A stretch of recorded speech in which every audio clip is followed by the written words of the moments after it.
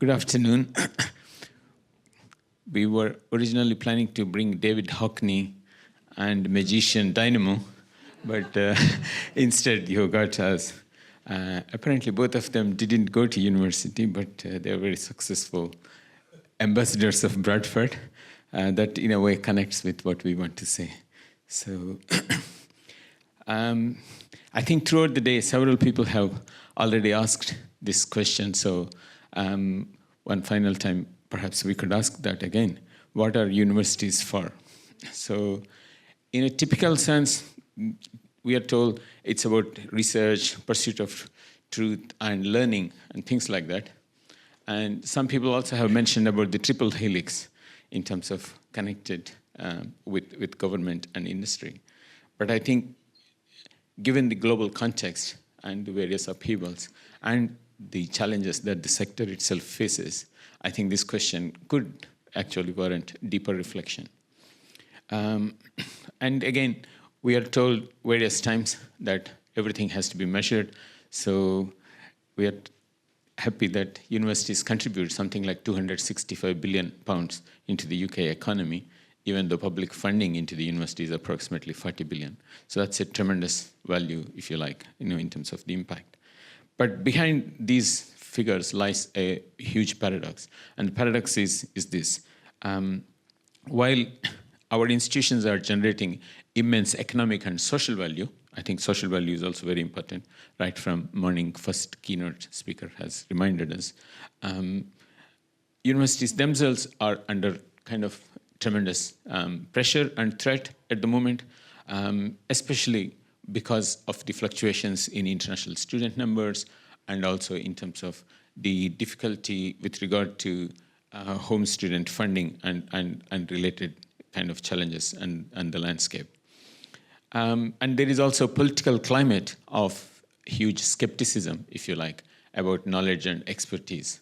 So in that kind of a context, and now, of course, the rate of technological change in which this is all happening, especially with AI. So everyone has a mobile phone in their pocket, and the access to knowledge and expertise is there.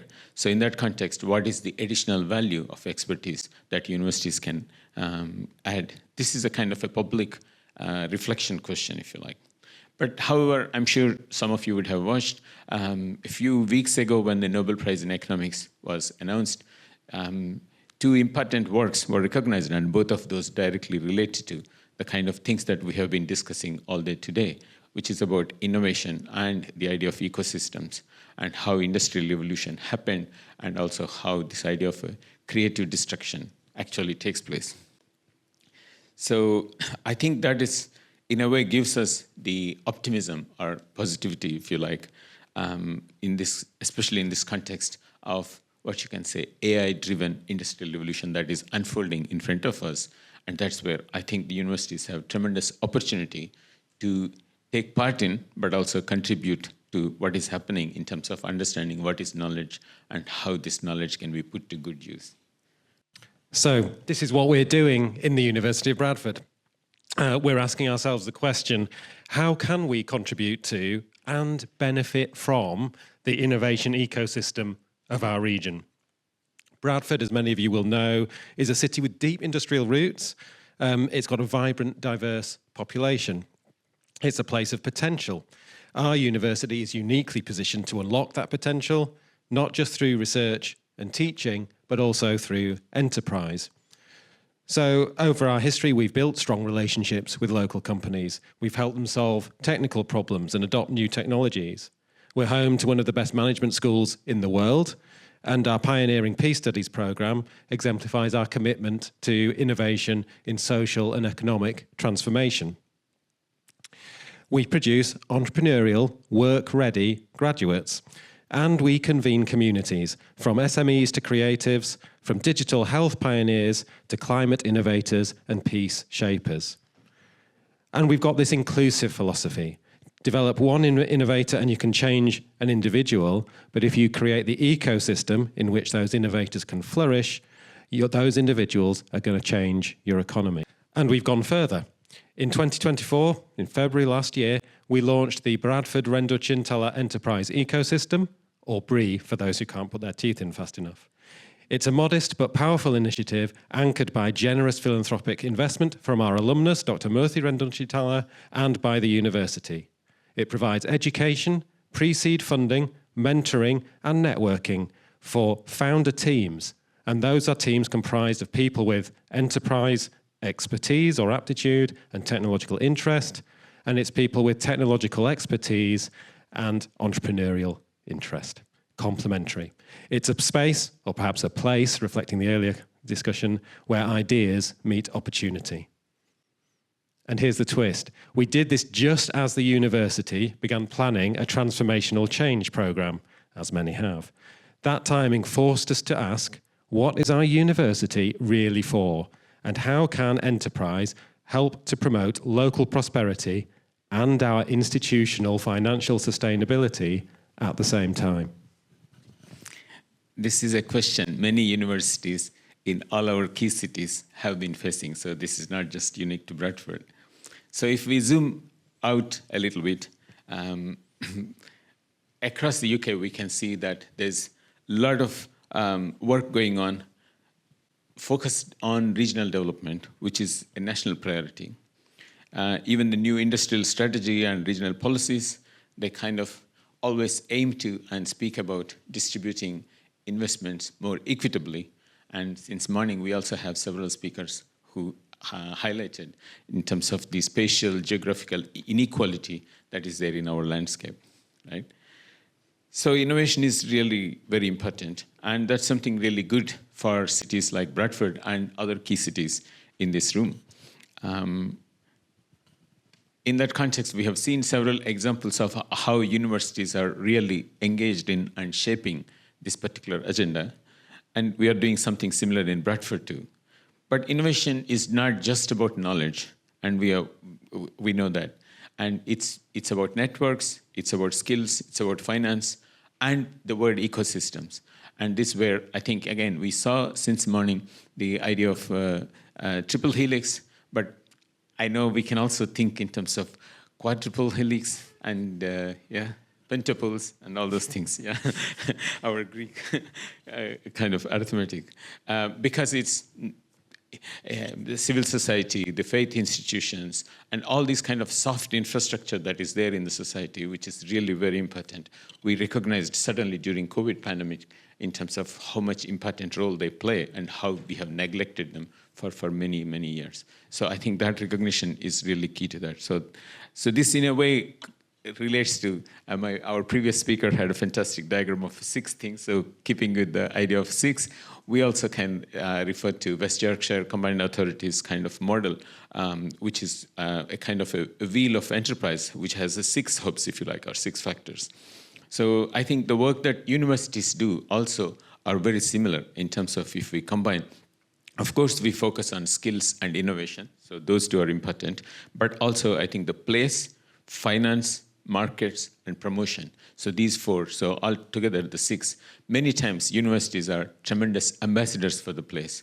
And especially we know that in research and international students wise, they are coming to the city because of the university, and then they fall in love with the city. And this is where I think our new strategy comes in terms of innovator-driven enterprise. So I would hope to persuade you that innovator-driven enterprise is more than just a slogan. It's a framework for how we mobilize the knowledge in our university, not just to support others, but to sustain ourselves. And we've analysed our university, not just as a business, but as a community of scholars that hosts at least 6 distinct types of business. We're not going to talk about them today, but each has its own value proposition, its own cash flow profile, its own return on investment timeline. Some are immediate, like our education work, our stewardship of disciplinary knowledge.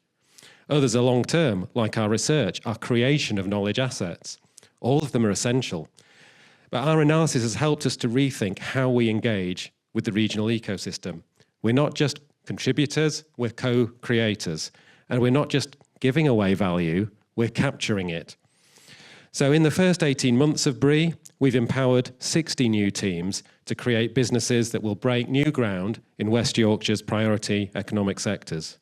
We're building their knowledge capital through access to Bradford's technology know-how and management education. We're building their social capital through mentoring and participation within our huge network of stakeholders. And we're even making small, enabling cash investments in some of those businesses.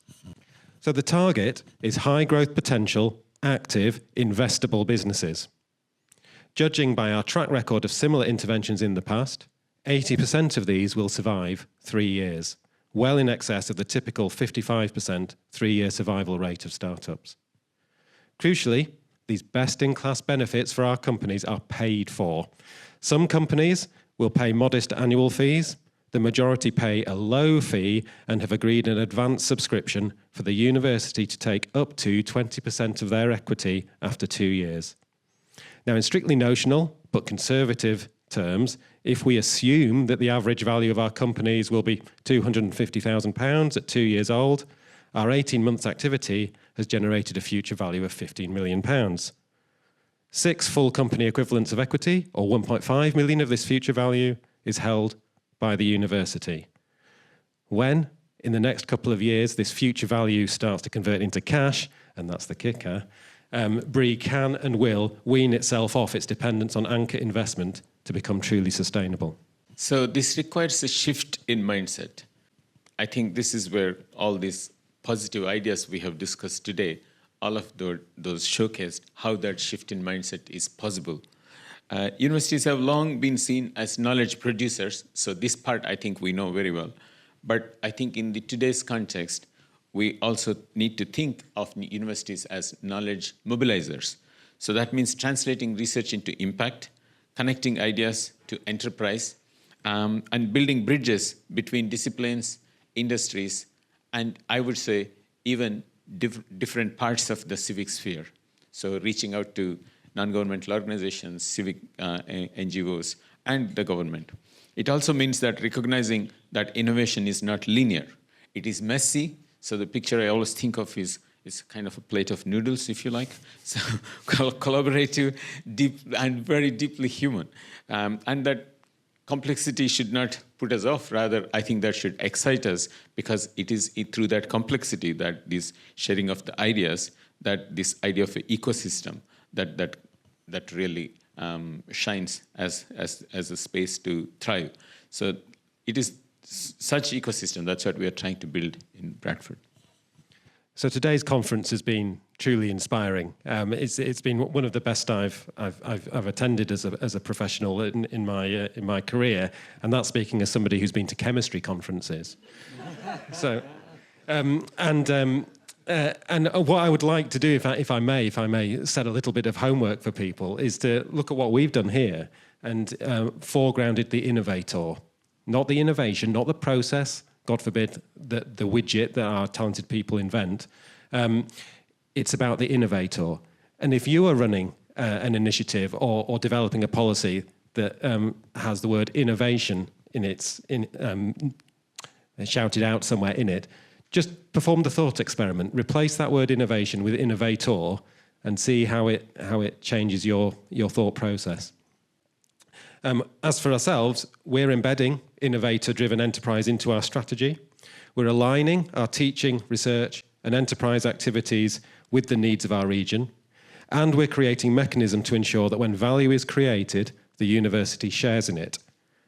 It's not about survival, it is about transformation. Bradford is a city on the rise.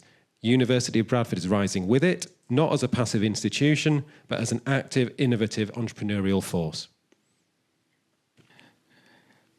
So we began by asking what a university is for, and I think we have the answer.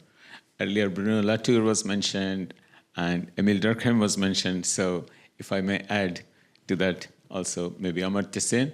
So in terms of capability approach, so we think in terms of cities as spaces where people can flourish. So in that case, the universities are also there, not just for creating knowledge, but for mobilizing it in such a way that students, the staff, and the community can flourish.